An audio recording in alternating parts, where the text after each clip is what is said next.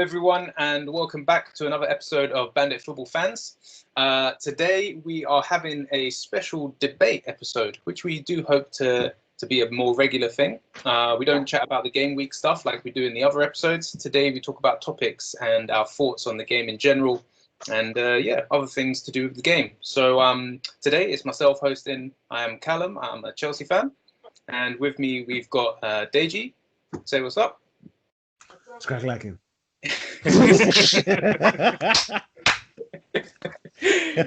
We've got the Arsenal fan. Hi guys. I literally, you can't beat that. Like that is just A-class stuff. Well done, Dij. Yeah. Thanks, man. Thanks. I try. We got I Kel. practiced. What do you say? Kel beat it. Kel beat it. Ja, hallo, mein Name ist Kelechi. Ich bin 27 Jahre alt und ich supporte Chelsea. Wow. Wow. And we've also got Ben, Liverpool fan. What's up, mate? Guten Tag, ich bin Ben und ich bin ein Fan auf Liverpool. Is this what we're doing today? Yeah. Like apparently, Deji, do you know what this is? Next podcast, you and I just bust out some serious Yoruba and like 100%. All I'm saying is we're doing a debate show, and German is great for debating. Okay. It's a very harsh language. You're going to be there like, oh, I don't agree. I'm going to be like, das ist nicht recht.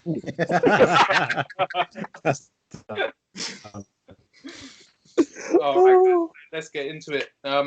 Today we've got a couple of topics for you. The first one that we're talking about is transfers, and we all know that the transfer window has been a bit interesting this summer, given the kind of timings being offset by COVID and lockdown and everything like that. So recently, the transfer window completely closed, i.e. the international and domestic transfer windows.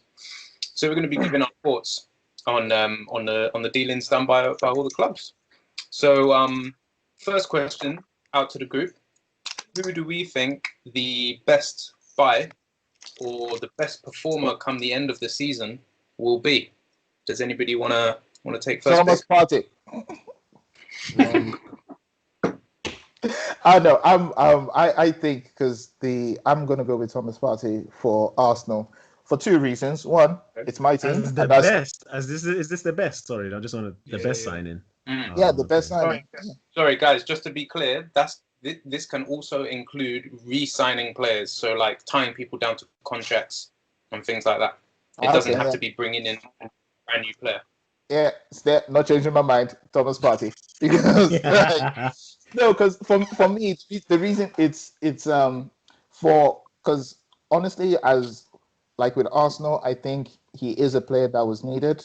He's a player that will get proper like time on the pitch. I think he comes from a high quality team. Whatever you want to say about Atletico Madrid, however way like Simeone runs a team, Simeone's players and the players that come from Atletico are very well trained. They do the basics very well. They have that, also tend to have that edginess about them where, like, say, for example, when Costa came and was kicking people in the league, no one was shocked. They were just kind of like, yeah, Atletico, it makes sense. So, and with Thomas Partey, he's one of those players where he's developed his play all across the pitch. So he's not just like your standard defensive midfielder. He's kind of like, if it's possible, he's like an all-round midfielder, and he does that, and he does it well. And coming into Arsenal in a team that clearly needs that kind of like, we needed that spark. Personally, I'd hoped we'd have gotten the guy from Lyon, but that wasn't on the cards. So like, yeah, but if it comes to that, Thomas Partey, don't get me wrong. I'm saying Thomas Partey, like I said, because I'm an Arsenal fan and that's who I'm going to be watching the most. So it's going to be like, if I had to look at some of the other teams and who they got, Werner for Chelsea, I think he's going to have a good season, mostly because I have him in my fantasy team, and I'm just like, sorry, who was that? Timo Werner. Oh, wait, okay. Yeah, but jokes aside, apart from the fact that he's in my fantasy team, I do think that like Chelsea have set up, like any striker that's coming to Chelsea has a good chance of doing well because you have the players or you have the pieces in midfield that should help a player go well, because you have Havertz come in, You had Pulisic, who's coming back, should be coming back to proper form.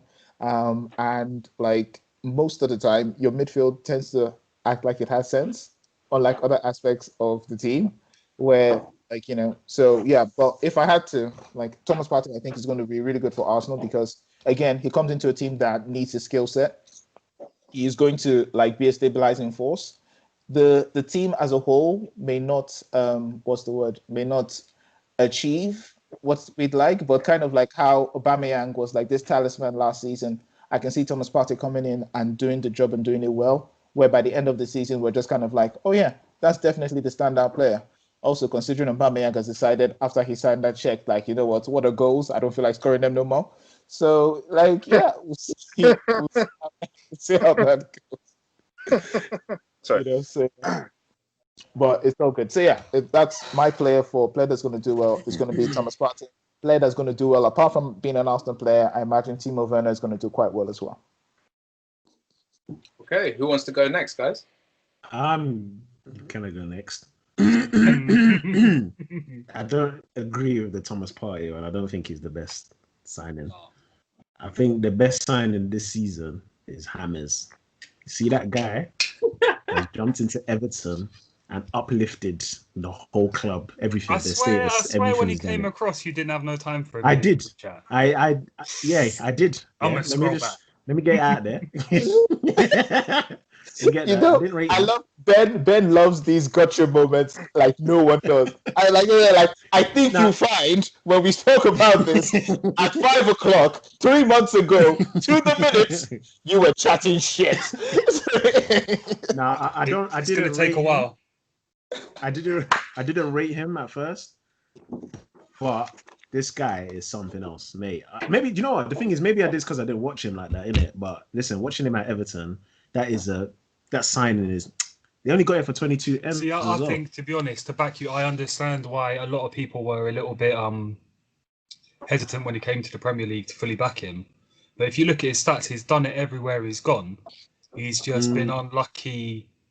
So, like, his scoring and his assist record per game has still been phenomenal, but he's only been playing like 20 games a season. So he hasn't pushed himself into that upper tier where you talk about, like, because nowadays a lot of it comes down to numbers, and that's what a lot of people look at. And so you might be scoring 10 goals in 20 games, and that's phenomenal for a midfielder. But everyone's going, Messi got 60 goals again, Ronaldo got 50 goals again. And I think that's, at Real Madrid, there's a massive squad, and I think that Bayern Munich have done very well with getting people in on loan. So they did a similar thing with Coutinho, where they basically got a world-class player in that they could just throw in as and when they needed him, and didn't need to keep him 30, 35 games a season because he's not your player at the end of the day. So if he gets annoyed, you just fucking send him back home. Like, so I think I understand why people were hesitant, and he's a great pick. Yeah, he's. I think that's the number one. I think if any club's done it right, not done it right, but if any club's picked up somebody that's on point, it's Everton. 22 M's, bro. You can't even complain. You actually can't complain. That is sick. That is fantastic. Whereas Thomas Partey, 45, and he's going to Arsenal where it's shabby. It to me doesn't make sense. I just want to throw it out there. No, that's fine. Can I just say I prefaced this when I said this? Yes, like I'm coming this from my personal point of view. That's who I'm hoping is going to have a banging season. It's why I also trusted Timo Werner there, because I know I'm not being remotely objective with that. Timo Werner is my objective choice. I like what James Rodriguez has done for Everton, but with Timo Werner, Ben can't wait to say something, and I'm keen to hear what he has to say about that. But like with Timo Werner, like I said, I think it's because of him coming to the Chelsea side that I think is going to improve as the season goes along, and with the Chelsea side where their midfield is not, I don't think it has, like, to go Dragon Ball Z about it. I don't think they have hit their final form. I think that midfield should get better as the season progresses, because they have the talent. Unless Chelsea is going to pull a complete Man United and have like the right players and still not get the midfield to work, because United has had some of the right players, but still the midfield didn't work. I see like Timo Werner having a really good season. Rodriguez, like again, seeing him go and like him and Ancelotti, amazing. But again, like I said, personally, my money is on Timo Werner having a phenomenal season, and Thomas Partey is going to transform Arsenal. So yeah. How much they pick up Werner for? Wasn't it? Was 54. 54. Yeah, there you go. Yeah, he's got no choice. You have to do well. 54 with 12 million in agent fees and £8 million in signing. Oh, you have to do well. You have no choice, sir. You have to do it. So let me jump on this one. Because first of all, Thomas Partey completely wrong. That's just like that's what I was saying as well. And this is the thing, and I'll just say why it is because I think that what we talked about it on the last game week wrap up, where it's like managers are trying to get players to just play just their role, and I think that is what Arteta is doing quite well at Arsenal, and we do need to deep dive into Arsenal properly. But I think he's got people playing their kind of solid standard role, and he's building that structure of the team. And I think for at least this season, if we're looking for this season, Thomas Partey is too good for that.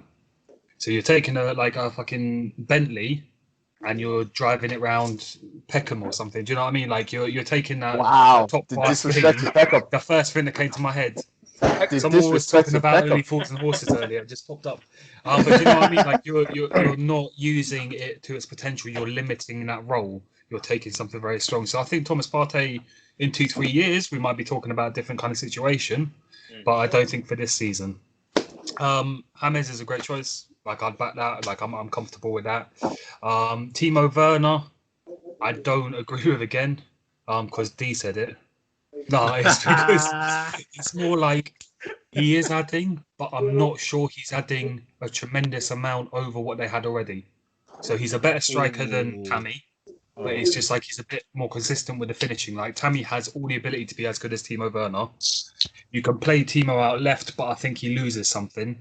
I'm not saying he's a bad signing. I think he's a good signing, but I just don't think if you look at how James is elevating that Everton team, in comparison to how Werner will ever elevate Werner, I think Werner's going to add that 5-10%, which is great, don't get me wrong, but James is like 25 to a third, like making that team better. You'd put Werner on the same level as Tammy Abraham.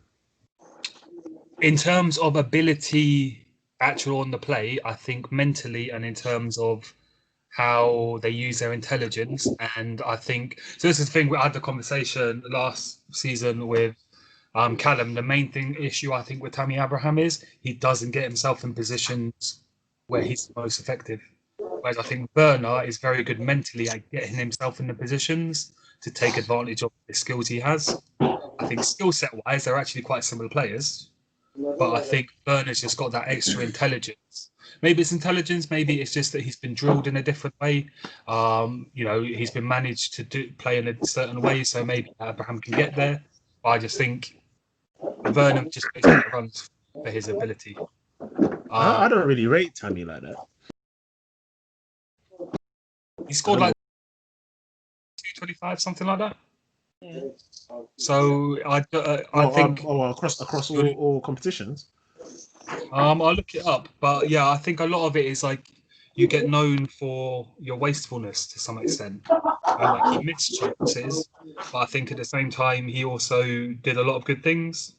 But my pick, if I wasn't going to pick James, would come from Chelsea, but it would be at the other end of the pitch in goal, and that's obviously Petr Cech.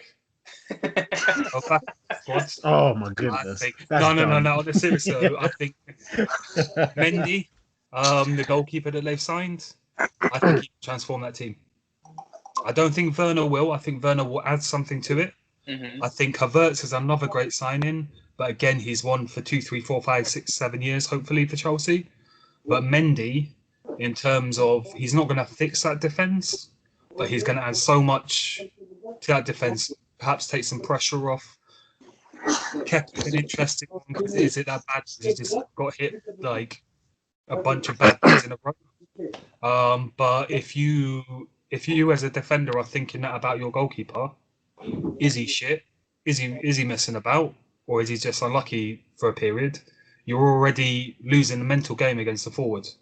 And I think getting a good keeper behind you, I think it just relaxes you. Like, oh, Kepa's out of the firing line. Now we can focus on Mendy. So that would be my choice for best signing of the season. If I was picking James. Real-time follow-up, mate. Tammy got 18 goals, 4 assists in all comps last season. You said someone's there's noise in the background or something like that. Sounds like somebody is breaking quarantine rules because there's far too many people in that. 6 of them, Bob. Oh, by the way, can I just say, sorry, as a follow-up to Callum's follow-up, he scored 15 in the Premier League. Yeah. Tammy, so that's not bad. Season. He was scoring, that's in 34 games, that's a little bit less than a goal every 2. Considering we were a young, I don't know. He's not my cup of tea, innit? That's. I think not really my. I think. Can I just say, when it comes to cup of tea, like Deji, Rodriguez wasn't your cup of tea before, and then No. So. There's certain players, there's certain types of guys in it, and Tammy's just not for me. Can I just say, in relation to cups of tea, why have a cup of tea when you could have some G Fuel? Please sponsor it. I'm going to do it every week until we get some. What else can I sponsor? Water is great. No, do you know what it is about? James, yeah? I think the issue that I had with James was how much Real Madrid paid for him, just because he done that chest and whacked it top bins or whatever it was in the World Cup. And they paid like 60 M's for him or something. This is the thing, like, I think you're misreading it there. He was top scorer in that World Cup. It wasn't one top scored from midfield. No, and that was the first. I know, and that's the first time we seen him. And then all of a sudden, it was like, yeah, 60 M's, he's going Real Madrid. And I was like, for me, anyways, that was the first time I saw him. But it was 60 M's, and I was sitting there thinking, right, is this guy actually worth 60 M's? And then he didn't really make it at Madrid, and I was just like, well, it's kind of a waste of everybody's time, innit? Or a waste of hype. I think this is where the divide is, because football hipsters like me and Callum have been rating him for since he was about 4. Do you remember that video of him playing like a little league, Callum? He took on the whole team and went back round again. I did feel for him a bit at Real Madrid, from the sense that team, the way the team that was built at that point, Modric and Toni Kroos kind of in that centre midfield spot, and then obviously the combination play up top with Benzema and Ronaldo, etc. I just don't know if he was ever going to fit into that team, and it was just like a Galacticos by.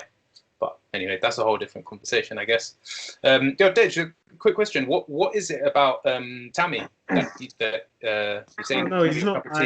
What is it about? Feelings have been. I'm not offended or anything like that. No, that is such an I am offended voice. Yeah. Callum effectively just went, defend your corner, bruv. Yeah, this is your street, yeah? Defend your postcode. Have you ever been in a situation, where someone makes a passing comment, and then 2 minutes later you go, hey, come back here. Let me talk to you about what you said about this. Yeah. No, I don't know. He's just not my. I don't know what it is, but he's just not my type of striker. I can't put a pin on it. But if it was, out of all the young strikers out there, he probably would be. He wouldn't even be one of my top picks, man. To be fair, I don't know why.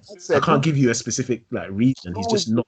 Apart from Rashford, who I know my United fans are already in love with. Apart from Rashford, who else would you put above Tammy of the young strikers that are out there right now? I think even now, up and coming, I'd put Greenwood there. I'd still put even Greenwood before him. I think. Yeah, anyways. So no, let's game this out. So you have 5 choices of young strikers up and coming. So you have Greenwood. Who else you got? Who else you got out there? English only, D. That doesn't even need to be English. Like this is for Deji, because Deji is he's firmly in the camp of I don't rate Tammy. I wouldn't be in my top pick. No, but you know what? This is where it gets a little bit difficult, because again, it's all an aspect of what type of striker do you actually want. Do you get what I'm saying? That's where it starts to become difficult, because then if you start looking at stuff like that, then we're gonna have to look at, okay, cool. You also have the number 9 who plays an actual number 9, but then you have the striker who plays on the left side. He cuts in and he does all this stuff. Like even Rashford himself, Huh? Even I said Rashford Timo. himself. Sorry. Yeah, even Rashford himself. Again, like we say, oh, he's a striker, but is he really a striker though? Even Martial, like we This is say, the he's a thing. I striker. find it Is quite he really a striker? interesting, and I find it interesting it's coming from Deji because I rate Tammy Abraham, but then I've had 4 seasons now of learning to appreciate Bobby Firmino in that number, like that deep line number 9 role. So I see a lot of the work that Tammy does, and I appreciate that. I'm not saying that he doesn't. It's just he's supports a club where week in week out you're watching a team that plays with strike. Like Man United have always had strikers. Like you can see some of them in the background behind Edgy on the wallpaper. Like that's the kind of they've had York, they've had Cole, they've had Van Nistelrooy, they've always had Rooney as that well. 20, 25, 30. You had Rooney. I mean, even someone like Lukaku, like he didn't achieve perhaps what he might have wanted, but he was still banging in like 20 plus goals a season. True And I that. think, a lot of it is kind of like appreciation. So And I have got Lukaku did it in used to Tim's the as goals well. coming from the wing. So seeing Tammy drop back and be a bit more of a teamwork and a bit more of a team player, I think I appreciate that more than I would have done 5 years ago. Or when I was watching like Michael Owen, I'll be there like Tammy, like just fucking run at the goal and score. Do you know what I mean? You get used to watching what you watch, and I fully appreciate why Deji might not. Like even It like might not be at the forefront. Do you know what I mean of your mind when you're watching it because you're used to watching strikers that strike basically. yeah, basically yeah, that's what it is. So it's hard to say that though because like again like if I'm looking at strikers in the Prem and that even Lacazette, I know he's not at his top form or whatnot, but I would still even pick him. Yeah, but I'd still pick him before. Don't say Lacazette when Ben is involved. Ben No, no, I would. I think Lacazette's He's not a good. I trash don't player. think. He's a trash Yeah, human he's being. not shit. He's not shit, but I still give him his shot. which is somehow considerably worse than being a trash player. He's only one peg above Pickford at this point. Wow. Damn. And that was me raising it up. They're like down fucking there somewhere. So just so I'm clear, what it like I understand the Lacazette beef comes from where exactly? Because That's too long for this debate. We need to stay on track. Okay, fair enough. That's fair. What's Kelechi? What's your guy? Who's your thoughts, man? Oh, my main guy. This will surprise you, man. Is Havertz. Yeah, because Havertz I've been impressed with how he's picked himself up ever since the Brighton game. Because I know you have people giving slack for not fitting into the team properly and all that kind of stuff. And I made a mistake of taking him out of my fantasy football team. And he's the guy has been racking up point after point after point, assists, goals, and I'm like, what am I doing? And it's actually. Sorry, Kel, you've taken him out of the draft one, our draft. Are you telling me right now that Havertz is available? No. In my own one, I'm doing a work. Selling me goddamn dreams. As you were, continue. He's been one of our promising attacking options this season, and I reckon like I think one of you man said 6-7 years. That's the kind of project that he will be. That Chelsea will be built basically around him, Pulisic. I don't know who our centre midfielder will be. I don't know if We can't Barkley. see that then. Yeah, I don't know if it'll be Barkley. You don't know what? I don't know if Barkley will ever come back to Chelsea because he's having a good time at Villa right now, isn't it? And which is a bit mad, Football's funny, Yeah. Like seeing Barkley at Aston Villa and he's doing all right there is a bit crazy. Whereas he didn't really make it at Chelsea. Like it just proves my point of sometimes it's just a case of system, isn't it? What system we found his works level for a certain player? Huh? Maybe he found his level, isn't it? Give him a All right, little bit. apart from Havertz, another team. I don't know. I've been looking at Doucouré at Everton, and he's not really getting that much of shine. Everyone's talking about the flashy name, James Rodriguez, but Doucouré's been doing bits, defensively and a bit offensively as well. So I reckon that he's a dark horse, isn't it? Not dark horse. He's gonna be one of the best performers. I don't really care about goals, but it's just about a chessboard. You know what I mean? If you've got one piece missing, yeah. So you I think think he has balance. Yeah. Okay. I guess maybe the other way to phrase this is, who do we think is going to have the biggest impact? What signing is going to have the biggest impact on their See, team? this is what I'm saying. That's why I was trying to judge my thing on, because I was like, well, so when Yeah. obviously when D was like Thomas Partey, I was like, are we judging this based on they're gonna have impact on the team? Because he's not gonna have an impact. Like, you might not laughing, but I'm being 100% serious here. But No. when I'm I'm laughing at the fact that no, he's I not actually rolled it think, back. yeah, I think. As I Oh said, no, I I'm think, not. I'm not going to. There's no reason for me to. Because like again, like It I was said, literally. Do you remember before this podcast, Edge, when when it was just you, me, and him, and I was like, "Have you ever tried being right?" And he's like, "Yeah, I do it all the time." Who's the best signing? Oh yeah, Thomas Partey. Well, not today then. no, because Try again next. this is this my argument, You've and offended like Kel so much he's left. oh, I have that effect, and I do it on Sorry, purpose. sorry. But more importantly, my thing is this: like with Thomas Partey, and why I feel, because for me, I'm not even going to lie. Like I said, it's not an objective choice. It's very subjective. It's very subjective because one, I can't believe you actually got him. I don't fully understand how that happened. Honestly, I don't. And also because I do actually think that he's going to Off actually, the Gunnosaurus, isn't it? yeah, going to stick one for the team. But, no, but but the question is though, but the thing is, I D, would is he rather have the going to make an Gunnosaurus and Partey. impact? Is he going to make an impact on Arsenal?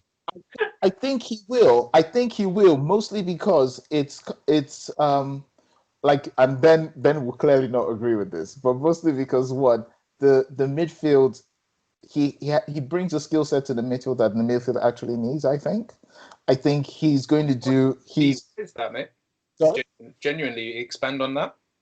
No, because like so. Being good at being a midfielder. Yeah, essentially that.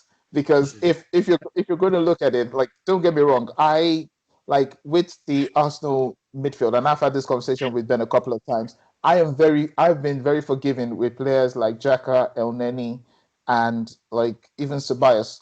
Like, I've been very forgiving, mostly because I don't have a choice, because like that's what we had and that's what I had to run with. So, but with the thing with what Xhaka and what Ceballos have done when like Arteta came into the team and Arteta gave them like a particular structure and a sense of what he's supposed to be doing. We had this conversation in the group when I was saying like with Danny Ceballos, when Ceballos was playing for Emery and when he was playing for Arteta. When he was playing for Emery, I just used to say, and Ben used to point this out, even though Ram kept on hyping Ceballos like he was the next fucking coming. And Ben was just kind of like, he looks busy. That's all he does. He That's a lot looks. of anger, you know. Sorry?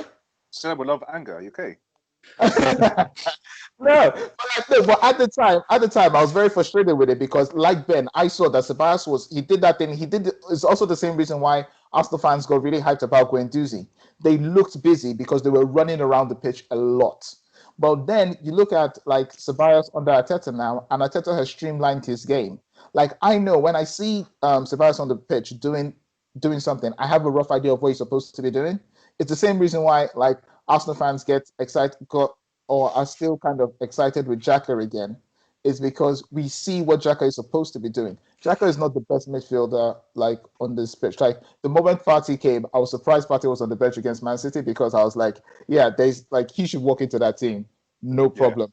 I appreciate what Xhaka has done. I appreciate what Ceballos have done, but like that's why I look at Partey and I go, okay, this could be the start of the midfield of what I hope we're going to build into.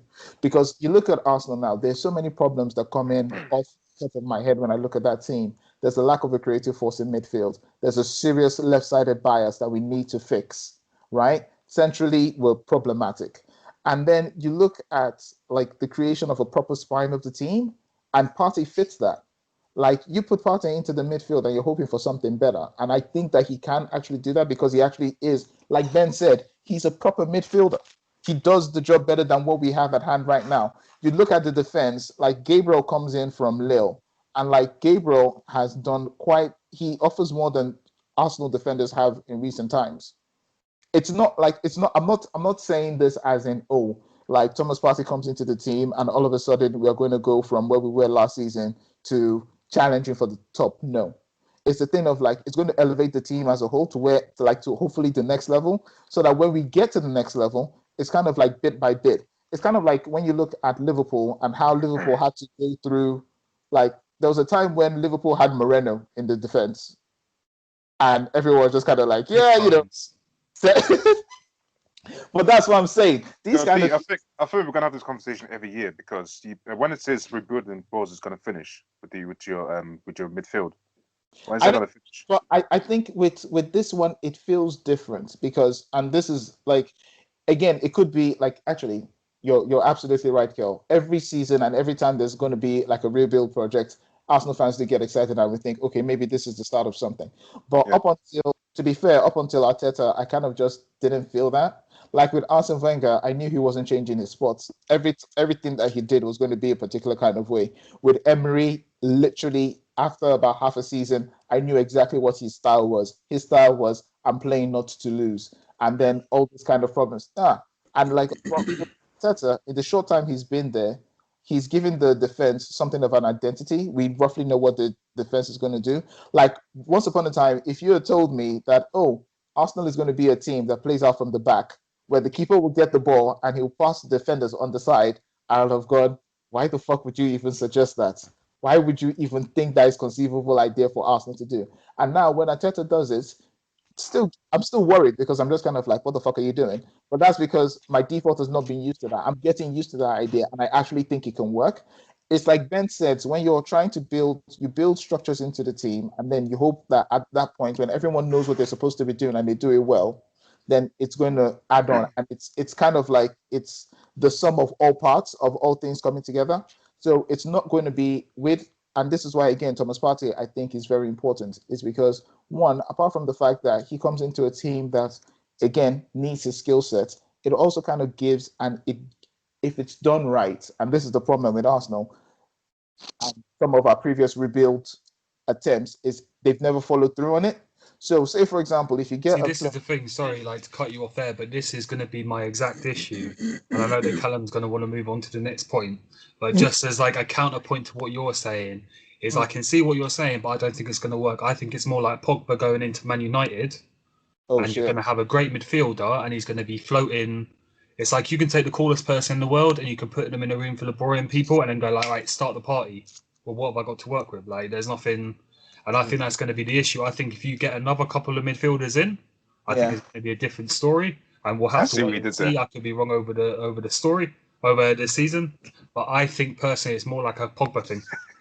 I see what you did there, man. From what I see. We'll see. We will see. To wrap up what you're saying, mate, in a kind of short sentence, what midfield do you think that Arsenal should play? And if you want to give a formation to give context, or what would you say? In a sentence, a new one.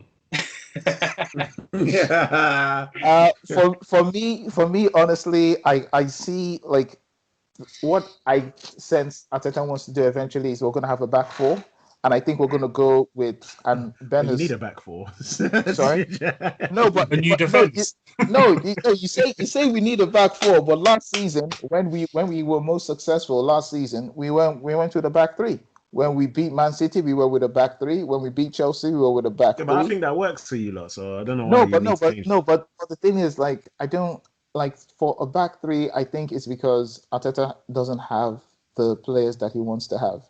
I think like when Arsenal buy players, like when we bought Gabriel and we bought Pablo Mari, and it's more of a thing where I don't feel like the future, the way the team is currently set up, is the end game. Because no matter how it is, no matter how, like, even though Aubameyang is playing on the left and he's still getting goals, even though he hasn't got goals inside the fucking contract, but like, other than that, where you want to have, if you want to have an asset, right, you want to put, if your best asset, you want to put him in his best position, and Aubameyang's best position is in the is in the center of the pitch. In the bank, collecting that money. So, Steve, you mentioned the defense, you mentioned the attack. What about the midfield? Midfield with Partey, I'm generally thinking like it's going to be a 3, but it's going to be a slight change in there. In that, I imagine Partey plays as like with a double pivot with someone, either is Dani Ceballos, because I think Dani Ceballos is improving as a player. I could be wrong. This could be bias, like... I think he's one of your best players. Sorry? I think he's one of your best midfielders. it's relative at this point. Everything is relative, really. But yeah, but like and see Partey, and then if we get a creative midfielder, then he comes in and sorts that out. As One it to were. Ozil. Why is he not playing? He's in the creative. Because Arsenal has decided that they're going to No, go. they got rid of Gunnosaurus. They don't need any more mascots, apparently. With Apparently, they don't add anything on the pitch, so Ozil's out as well. the Ozil situation for me is one that I made peace with a while ago. I didn't think he was going to leave. I didn't think he was going to get that much playtime. I think, honestly, at this point, it's just kind of. And I'm like, I think we discussed this. I'm not mad about it. Like, I know a lot of Arsenal fans feel like he's taking the piss and all that, but I'm just kind of like, he's not taking the piss because, one, this contract that he was given, he didn't force the club. The club offered it to him. They offered him a contract. He signed, and then things outside factors went and fucked it up. So like He could have rejected it. sorry, why the fuck Could have rejected it. Remember, you got a 10. If he Got a pen. rejected 250,000 a week, like is it a week or a month, whatever it is, Don't sell your soul, man. 350 a week. 350 Nah, do you know what? I said this before. And all the ice creams he wants in the stand. as you do. Nah, I think Özil. I look at Özil, yeah, and I think he don't want to play football, man. He's just there for the money, man. That's all it is. He wants to play Fortnite, man. That's what he wants to do. He wants to become a professional gamer. I don't think that's fair to Ozil. I think what it was is the team acted in a particular way, and this goes back to the mismanagement that Arsenal has experienced and some of the bad deals that they've done in recent years. I think the team decided they were going to go in a different direction, and then they realized that they had this ridiculous contract that they're stuck with, and then they, for better or worse, they had a footballer who's just kind of like, I don't see why I have to do shit to accommodate your stupid, which honestly, and as par for the course, and this is why I don't have a problem with Ozil. Arsenal is going to make bad decisions. So, would you say Ozil's your signing of the season? Man, I don't mind it. Like, fair enough. He seems to be on the social. Yeah, he seems to be on the social kick, which is always a good thing. I don't know why we're talking about Ozil. Should we end on that lovely note of Ozil? Ozil, best signing of the season. Best signing of the season. That's the title of the podcast. So just to finish off with the best transfer. Just to finish off with the best buys, I think we've all had our say. I was gonna give honourable mentions to Ollie Watkins. I think he's gonna do good for Villa. I think on the subject of Villa, I think re-signing Grealish was a massive deal for them, tying him down to that long-term contract. I also think Leeds, again in a similar mould, tying down Jack Harrison to another loan deal. I think he's a good player, and I think every time he's on the ball, you see his quality instantly. I think he makes a massive difference for Leeds.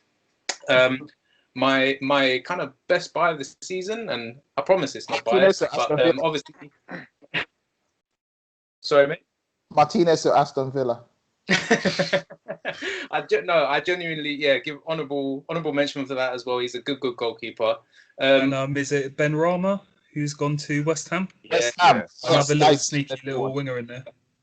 He's a really, really good player. I'm excited to see him as well. And we've seen a good few number of Brentford players come up.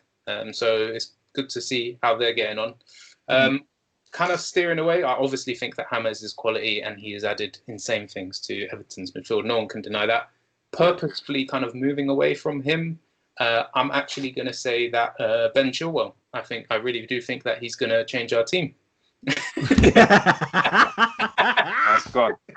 He's gone, man. Sorry, can I just say, even when I went with Thomas Partey, that did not have that reaction from Ben. Like you said, Ben was just kind of like, "What the fuck? I have not had this." I was fully scanning. I was like, but this is what I'm saying, though. So this is what I'm saying. So are we judging this based on impact? Because when we move on to the next one, are we judging this based on are they going to have an impact on the team that they're signing to? Because I've gone on impact, which is why I've gone on impact. I think Mendy will have a bigger impact. I think. That's true. That's fair enough. That's a fair point. I personally think that Ben Chilwell. I think that a lot of the goals that we've conceded have come from our left back switching off, and the lack of confidence from our. To be honest, I think Chilwell is a solid left back. He's just way overramped. Like to me, Really? like everyone's like, oh, Chilwell, 50 million, yeah, blah blah blah blah. No, he's good. He's good. I He's just solid. don't Like he's just like. yeah, This yeah, is good. the question. To me, though, if you're a Premier League club with the amount of money you put into your academy and you cannot produce a left back of the quality of Chilwell, your academy's done. No, we do have. Listen, I actually wanted us to bring through. I can't believe I've forgotten his name. I wanted us to bring through Lamptey as a left back. And I also, So this is the thing. Like realistically, I don't think that Chilwell is that much better than guy who went to Southampton. Bertrand. Yeah, Bertrand. No. Is Bertrand no left back? Yeah, Ryan Bertrand. Yeah. No, Ben, are you looking at the Chilwell thing in the same sense of like a lot of money was spent, and are you kind of putting him in the same mold with what's his face, with Maguire to United? No, that's not the same thing. It's not. Ah, okay. For me, what I chose him on is the impact that he is going to have on our team, the change that he's going to make. And I don't disagree with you, Ben. Mendy is going to have an incredible impact on our team. I just think that, for me personally, Chilwell's going to make that much more of a difference because of the change that he brings from the defense, all the way from the defense, all the way up to the attack. He has an effect literally all the way down one side of the field. And yeah, I just think that for me. My thing is that, and the reason why again I chose James is because James doesn't just affect the right wing or anything like that. He affects the whole team. Yeah, that's for me. Like he uplifts that whole team, because now what you're saying is that it seems like you're gonna have the issue that United have and just be a lopsided team. Everything just happens on the left hand side and nothing happens on everywhere else. I disagree personally, but on the point, just let you know, Shakhtar Donetsk did the Spurs just now. On the James thing, Dage, I don't think that he adds anything defensively. For example, I don't think James brings something defensively. Yeah, fair enough. And that's my point. Is that for me, Chilwell brings everything. He brings everything down the left-hand side. For me, I don't think it makes us lopsided because on our other side we have players like Reece James and Aspi. But Reece James, yeah. Reece James is not my favourite as well, but well, I have comments about Reece James. But anyway, let's move on to the next kind of award that we're going to give, and that is for the flop of the season when we're looking back at the end of the season. Now, guys, for this one, I think that we should take into account how much people paid. So it's kind of like who got value for money as well. Oh boy. Does that make sense? Thomas Partey.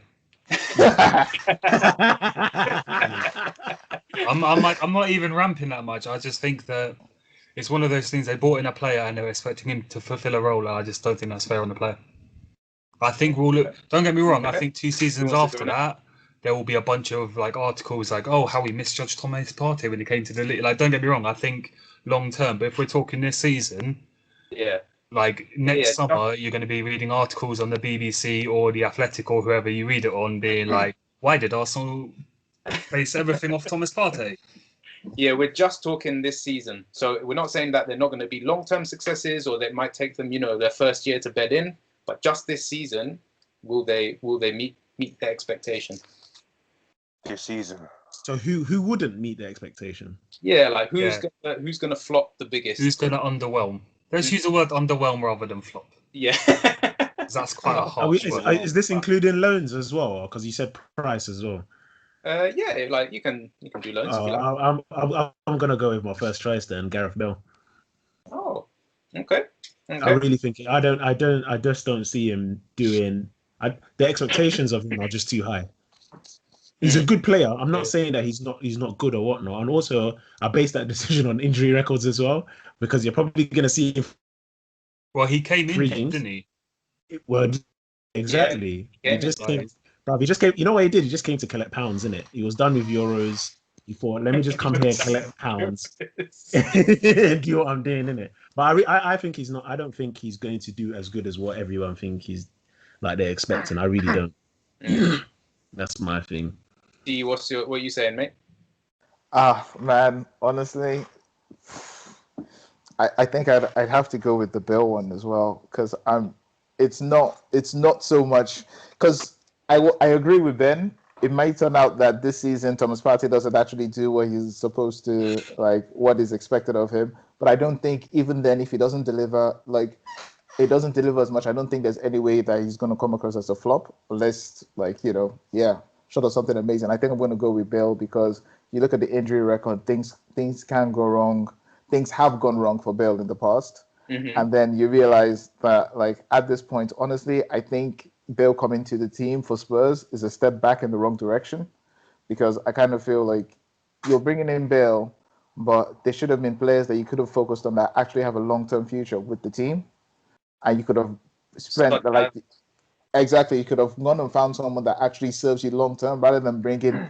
Which honestly, for me, I just kind of feel that kind of him coming back to Spurs was more of a nostalgia kick than anything. 100%, 100%. I Like, think so as Well, well. merchandise are through the roof though. Yeah, Yeah, 100%. I so- think that's yeah. the Looking at that So- money in the till, and particularly like obviously with stadiums being closed and coronavirus and stuff like that, like to get somebody like that who is Yeah. gonna sell the thing shirts is- across the globe, then yeah, fuck it, go for it. I think, but again, it's that thing of like I said, it's just doesn't seem. It seems like you're effectively taking playtime away from a player that could actually use it. You're effectively affecting the team chemistry long term because, like, one, it's a loan, and even if he decides to come back, like in the back of Mourinho's mind, I think we had this conversation about loan signings. It's about you're willing to take a hit and not play a player that's on loan because you're like, fuck it, this guy ain't mine next season anyways.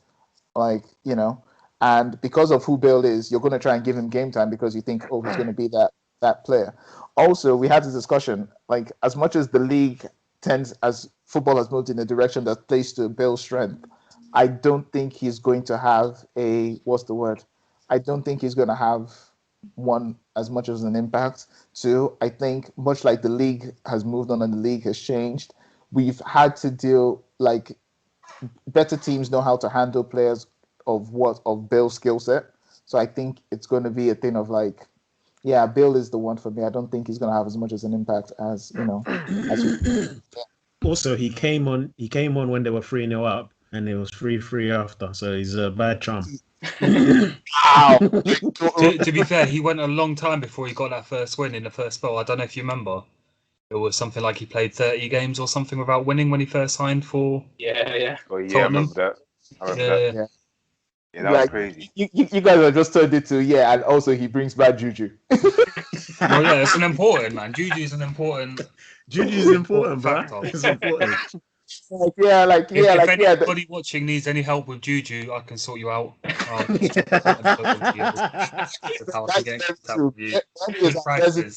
He's a resident voodoo, like whatever you need, like anything, like I will warn you, the prices have gone up. It's hard to get hold of goats.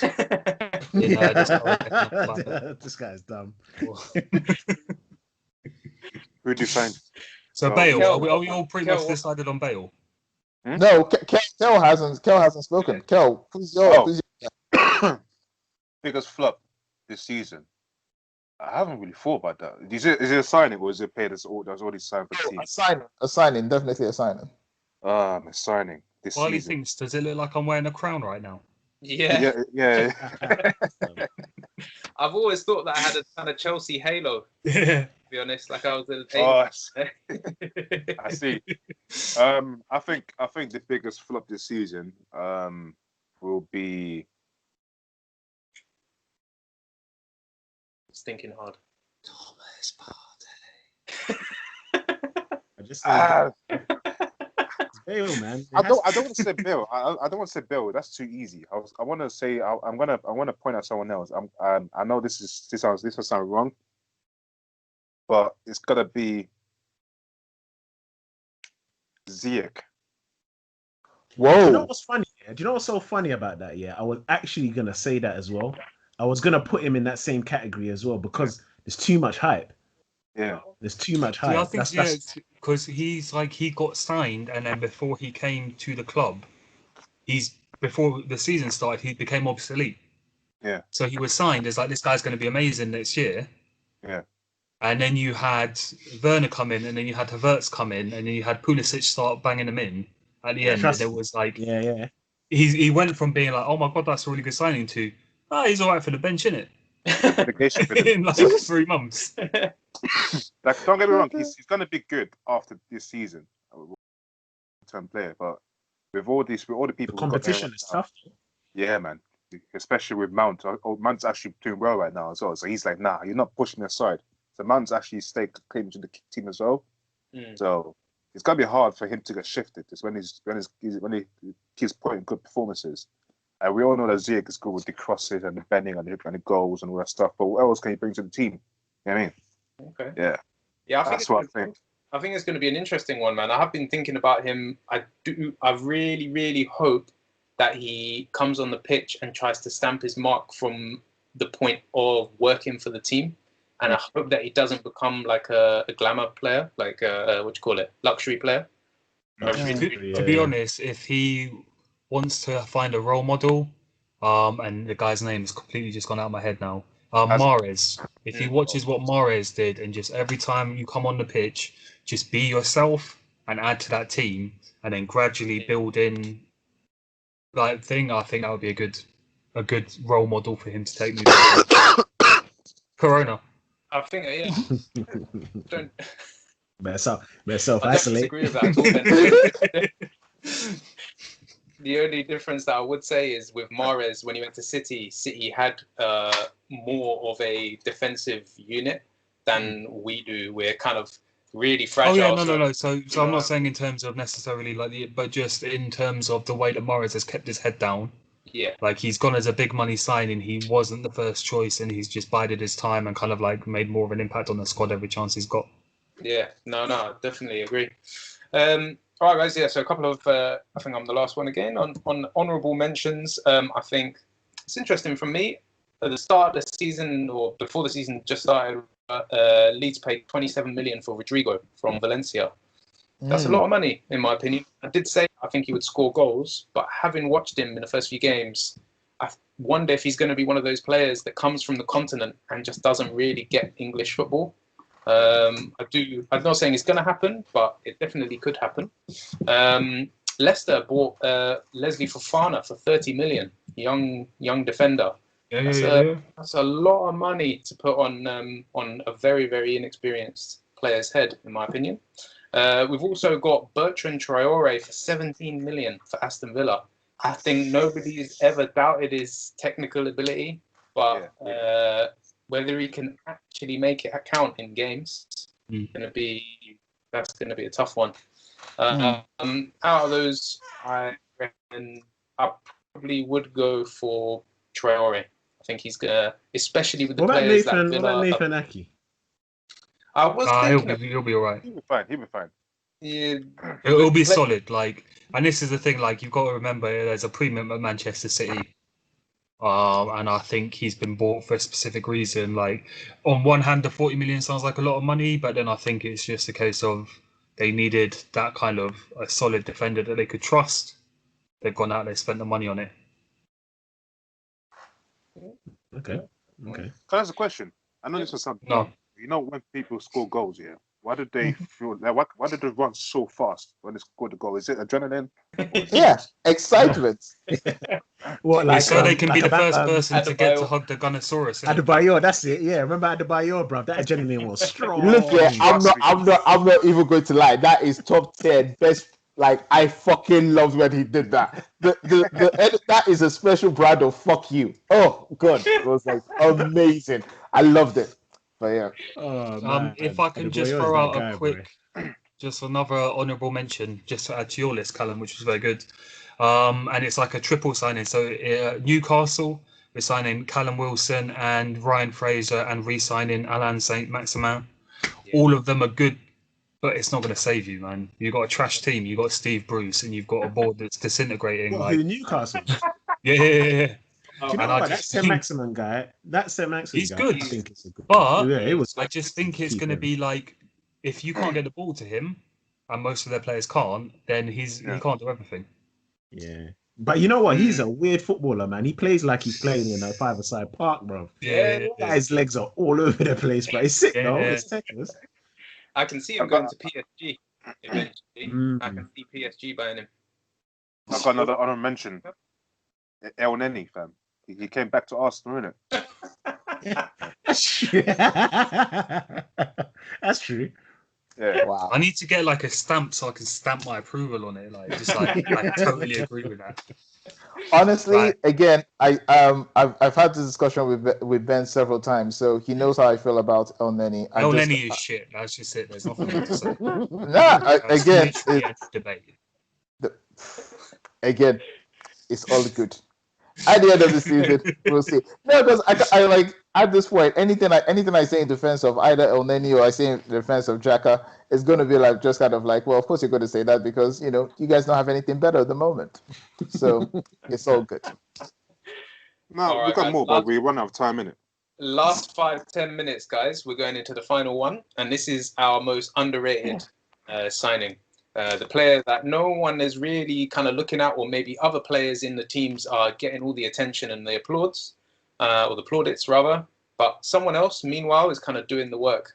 Or maybe it could be a player that no one's really thought would do anything, and is actually turned up on the big stage. Who do we think has turned up, or you think will turn up? Is in the process of turning up. Might turn up. I'm gonna go with Welbeck. Welbeck for Brighton. Brighton? Okay. Wait, when's it Brighton? Since when? Since summer, man. since not so long ago, bruh. Wow. I think relegated Welbeck- man and don't want to stay relegated, Listen, when they start whipping, Brighton actually don't even play shit football. Their football is actually kind of sick. Yeah. Yeah. Funny thing. When they start licking in them balls, for Welbeck, Yo, you'll Ben, see something. who's playing for Liverpool tonight? Gomez. Gomez Adrian. Gomez and Fabinho. I saw Ben said like that. I'm like, Mama's looking at the lineup. I'm joking, not Welbeck. I was chatting Fabinho, shit. you've got Trent, you've got Robertson, you've got Curtis Jones making his Champions League bow. Oh, fair enough. That's good. For underrated side, I think Doucouré at Everton. Mm-hmm. He's gonna be overshadowed by like. How can you say Doucouré when Kelechi's already rated him as one of the best signings? No, but he said dark horse, and that's for me. I think his work is gonna go under. He's gonna go unnoticed. I agree with that. You're not gonna notice him. No, but this is the thing, because you're implying that it's gonna go unnoticed. You're now saying that Kel's opinion is trash because Kel's already noticed it. Dude, what the fuck are you doing? Oh, that's just what I'm saying. This agent of fucking case. But anyhow, no. I think Doucouré, I think Doucouré is going to be one of those players where everyone's going to talk. Like right now, most people focus on the transformation that Everton have gone through with James Rodriguez being on his ship. So, and then Doucouré is going to be one of those ones that goes. But also, if I can't have Doucouré, according to Ben, then I might as well go with Mendy for Chelsea. Okay. Who I've already rated. I know. So yeah. Yeah, but it's his opinion, isn't it? It's his opinion, so you can have that. All that's happened is he knows about Thomas Partey. He's done no research on this topic, and he's just saying names that other people have said because he can't think of no one else. I could. But I do, like, for reals though, on a serious, yes, Doucouré, I do think he's going to go because, like, as much as Kel has pointed him out and said, like, oh, he's doing well, like, yeah, that's fair enough, but not everyone is going to see him as, like, that player, so, yeah. Yeah, I get that. Kel, who's your dark horse / underrated player, mate? On dark horse, I'm gonna look at Man United. And I think the underrated player, the dark horse for the team, will be Bruno Fernandes. Oh, Bruno Fernandes came last year. What are you talking about? Oh, sorry. Oh, you're talking new signings. Oh. This guy. Sorry. I was gonna say. Okay, come back to me. Let me think. No, do you know what? On the Man United one, if I was being biased, I think someone who's going to be a bit of a dark horse is going to be Telles. Yep. I think he's going to be a dark. Because yesterday, when I saw him play yesterday, yeah, I was like, bro, this guy, he's got. Remember, I said cool whip. That's what he's got, bruv. He's got that cool whip, bruv. And I think people who were complaining about Cavani and that he's old and he's this and whatnot, I think them two will Oh, complement each jeez, I other. forgot you bought Cavani or signed Yeah, him on yeah. loan.